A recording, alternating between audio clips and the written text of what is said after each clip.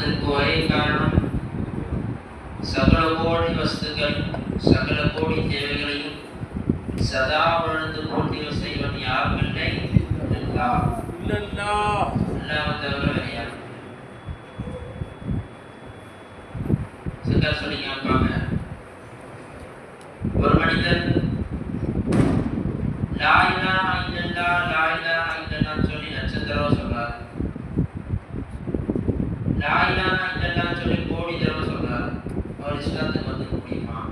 வெறும் லா இலாஹா இல்லல்லாஹ் மட்டும் சொன்னார், முஹம்மது ரசூலுல்லாஹ் சேர்த்தார், அவர் இஸ்லாத்துக்கு வந்தவரா ஆயிடுவாரா?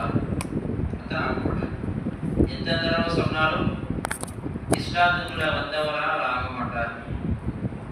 எப்போது லா இலாஹா இல்லல்லாஹ் முஹம்மதுர் ரசூலுல்லாஹ் என்பதாக நம்ம சொன்னாங்களோ அப்பதான்